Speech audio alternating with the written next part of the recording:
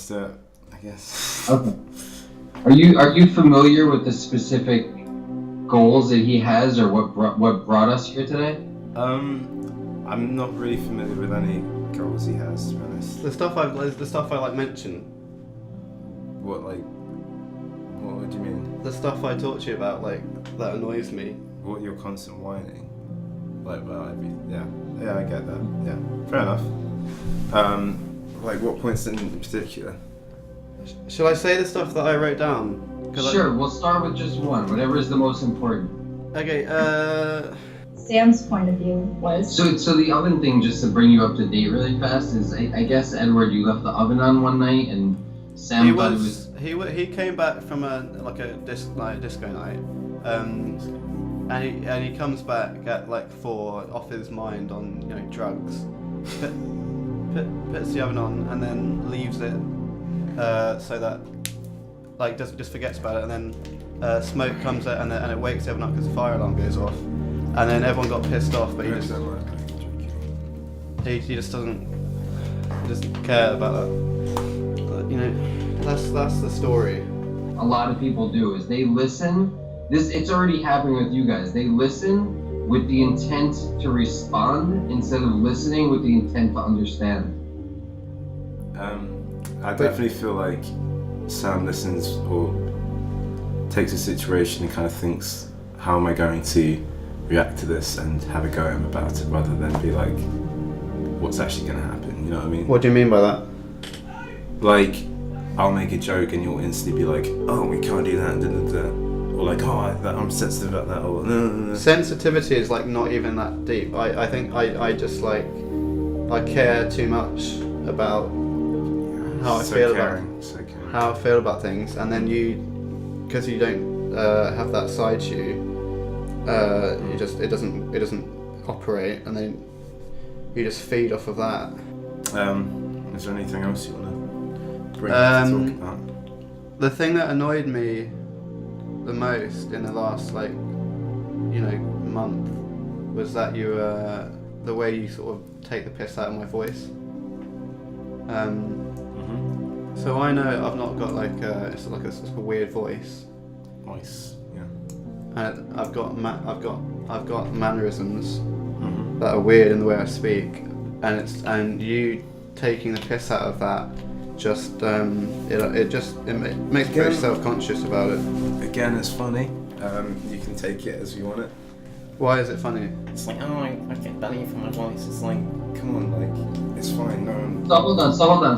So check this out. First of all, your voice is totally normal. I don't even know what you guys are talking about. Like, Edward, here's the thing. For you, it might be funny, but for him, it might be an emotional landmine. Like, this might have been something that's really bothered him when he was 6, and when you bring it up, you're like, he's feeling old pain. You guys might not understand each other's humor. You know what I'm saying? Like, yeah. I so it's like when you hear London, each other's had fun, and you grew up in Watford, in the grey, black and white world of Watford. I see that. I kind of feel like that's why. That's another thing. I don't like the way you think, because I'm from a different place. You go on about London all the time. Like, oh, London's all arseholes. No, but that's different. That's different.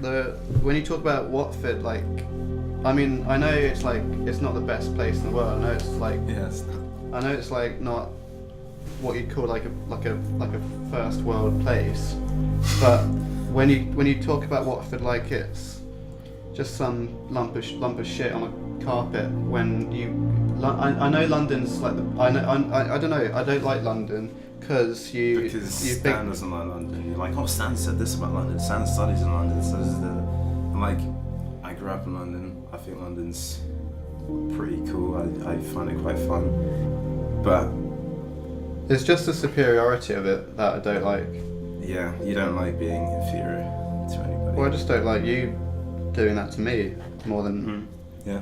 I don't like, feeling like because I was brought up in a shithole. You're the one who brings it up though, not me. Whether you guys want to form a true friendship or just, go on living. It's more, I have to live with this. I have to live with you for like next. What are you gonna say? I have to live with you for a year. You were gonna say something. I wasn't. I'm gonna have to live with you for a year, Yeah. and I don't want that to be a painful experience for me. Rather than making me more conservative and like, oh, I can't do this, oh, I can't do that. Maybe just be like. I wouldn't say the loosen way up a you little live bit. is that Take the pull out your arms. it's loose. It's loose and it's loose. Yeah. it's loose, but it upsets. It gets in the way of It's my loose. happiness. It's loose but sensitive. I don't think it's sensitive. I don't think it's sensitive to the way I feel. Everybody's feelings are always valid, even if the reasons behind those feelings don't seem to be valid. Well, yeah, anyway, gaslighting comes in a form, or in many forms. And by doing, or, gaslighting someone, you kind of take the floor out from under them. And neither one of you should feel like you're walking on eggshells around the other person. Which is like, I know that feeling is there, and it's like, you guys feel eggshells about the opposite stuff, and it's like, I understand how weird that is.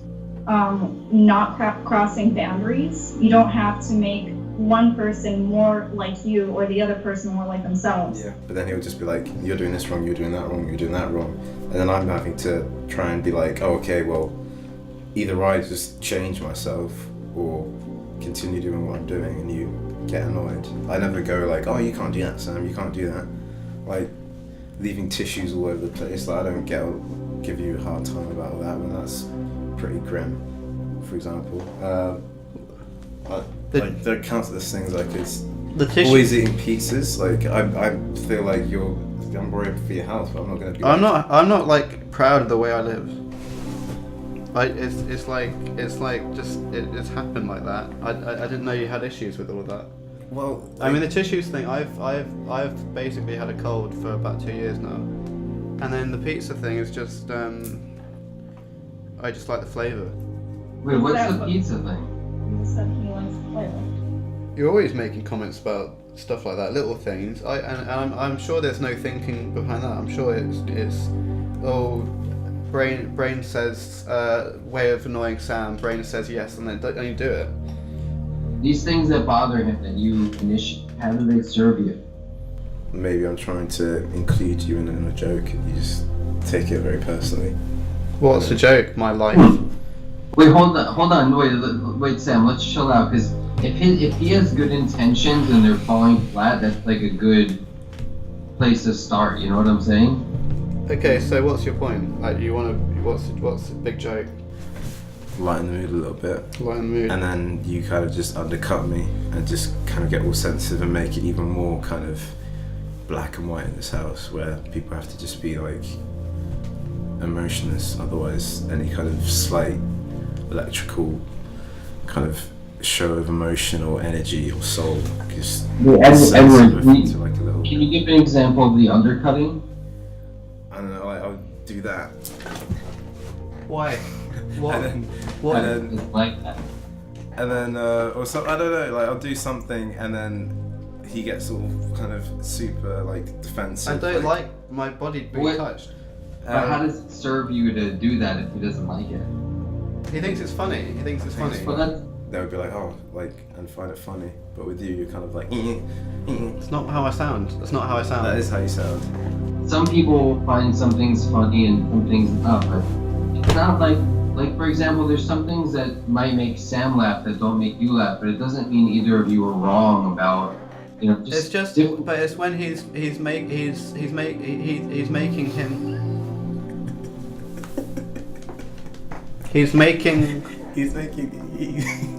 I think a lot of it is this, like, from both of your ends. It's like, well, me and my friends like this, so if you don't like this, what's wrong with you? But it's what makes him laugh hurts me. I don't think there's anything funny about him touching my belly. I'm not saying he did, but what if Sam had some, like, traumatic touching thing when he was little and he doesn't want to tell you that? I mean, hold on. And then every time you do that to him, it's not you doing it to him, but he's having flashbacks. And you're like bringing back bad memories, you know what I mean? I mean, if that's the case, then he has negative. You know, I had trouble in school. I was bullied in primary school, and it's literally getting me down in behind the hill and going tickle monster till I'm crying. So let me ask you this: how does giggling serve? Like, because the thing is, I think you're a good guy, Edward. I don't think you're laughing because you really think it's funny. I think you're laughing is like a defense mechanism because you don't know what to make of this.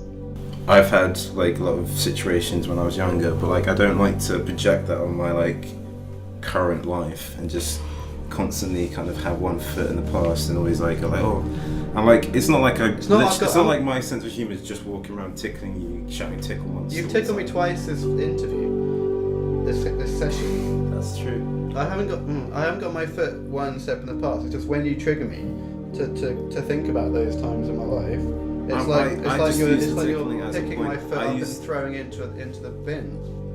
I was only using the tickle as like a kind of example. It's not like that's the only thing I do. Like, if I'm honest, like I don't know, I'll just make kind of comment or like a joke, which I would make with anyone. And like, I understand I should probably be careful with it when I'm with you, because like, it's you, but like, I feel like you should also just take it with a grain of salt when it's with me. Like, if I make a comment on that, I'll probably do the same to Alistair. Like, but Alistair likes being tickled.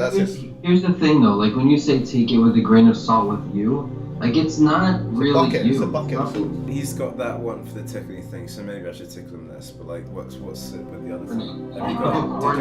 Did your house almost burn down with like someone cooking when they came back from night out? Is that another trigger or? No, I don't know. Well, let's talk about that, because as I told Ivan last session, I've got tinnitus, and then I've got tinnitus. Yeah, but I'm not a crybaby. Then when you trigger me with the fire alarm, it hurts my ears. It hurts my ears as well. Then don't put chips in at 5 a.m. when you're high on drugs, Ed. What the? You were so out of your mind on drugs. If you're gonna do that kind of thing, whether you're on drugs or sober, like, it's just kind of like what I'm saying is that somebody's feelings are valid. So when we were talking seriously about the tickling thing, he really doesn't like it, and you're saying I'll do it less instead of saying I'll do it never. Like, that's like a big deal.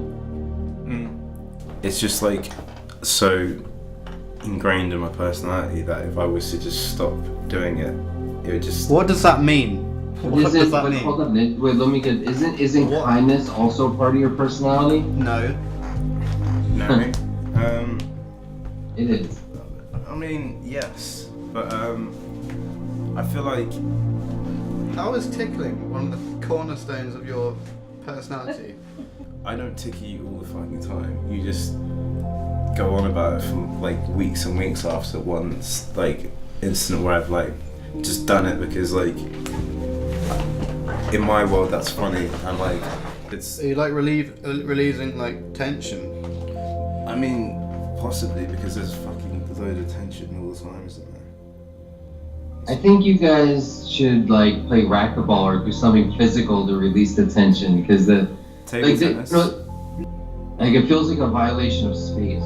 I can't. It's trust. I can't like take off a jumper without thinking he's gonna. As soon as I've got my arms above my head, it's like I know they're exposed. You just quickly take it off and go like that. Like. Yeah. Hopefully that tickling hasn't helped him relax, has it? It's actually done the complete opposite. We could do a list of things that I've apparently done that haven't helped to relax. I don't know if I could find anything that would. It seems like life in general just is a stress and everything. It's unrelaxing. I'm not a relaxed person. I think it's literally like, do you feel like you've even like got anything out of this with Ivan and his partner? I mean, this is the most we've spoken probably about anything where it's not been like in 3 years. I feel like I'm glad I got the tickling story off my chest, because I don't talk about my past often. your past of tickling. You sound like you've been to fucking Vietnam or something. But here's the thing. Post-traumatic stress disorder could happen from Vietnam, and it can also happen from somebody poking at your body when you're 7. It's not something to invalidate just because it wasn't like going to Iraq. You know what I mean? I'm sorry I didn't go to war, Ed. Yeah. I got tickled. And when your body gets stressed out, it shortens your telomeres, so you're literally killing Sam. The telomeres thing is something I was Googling. They happen all the time. There's people that get bit by a dog when they're 8 and then they never want to be around a dog again. Or even a puppy. Like a small dog. Yeah. That there's like a whole host of things. I mean, as a kid, they talk about my voice. So that there's that stem. There's the tickling hill. Things that just spark me off. And I wish I didn't, but that's the life I've lived. And it comes back when you don't resolve something. It could be anything minor, it could be major, it doesn't matter what it is. If something's not resolved in you, it'll come out in one form or another. It could be by tickling someone. It could be by telling someone to do something or reminding them. It doesn't matter what it is. It'll keep coming back until you realize that you have to resolve something within you. You're a mirror of each other in a way. So let's say we'll take the tickling or invasion of space, trust, and the voice thing for an example. That's a very big landmine for you, Sam. And there's someone in your life right now next to you that brings that back into your life constantly. And that is why both of you are together today. And same for you, Edward. Maybe perhaps someone like Sam is here with you, reminding you to do things and you feel like you're being nagged or whatever you feel. Because there's something holding you, something unresolved within you. Now it's being pulled out. And it's weird thinking about Ed as a mirror. Because I sort of see Ed as like sort of antithesis of me. Resolve things through humor or interaction of some kind. But it doesn't always work out that way. So that's one mirror. That's and now is the chance really to really resolve everything. Everything's laid out. I just met you, and I'm not even just saying this to make you feel better. I don't even know what you're talking about. Your voice, like your voice is like you're like it's really weird that you're even in this situation. It's like because like I'm serious. Like there's nothing even weird about like I don't even think he would be thinking about this if it were resolved for you. To be honest, helping you solve your issues. My own issues. So maybe we should tackle back on that. Do you guys have anything else that you think would Not this time, but I think you guys should, talk more and just you could always like this one was obviously on the house, but you could always rebook it. It doesn't always have to be through talking. Like I know at this point right now, it's a little, you're both on guard all the time. It could be writing a letter to each other. A note, doesn't matter. We live together. But the thing is, you can't talk back to a letter. The thing is, you can't talk back to a letter, so it's easier to just see where somebody's coming from. Yeah. That's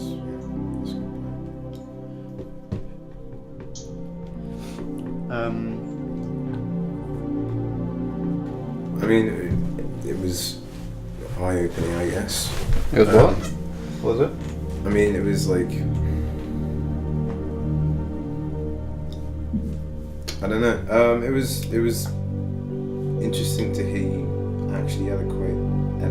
It's not a word. That's not a word.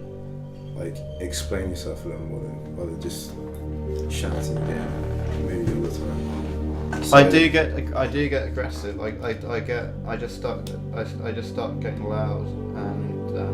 So you would never make these kind of points properly to me before. I would tickle myself, which is hilarious. I don't know. What do you feel? I just think that what you said. Those two books are a very big deal. It's like, you know, it's hundreds of pages of information. So it's like, it's good, really, really good information. Like it's not a boring book.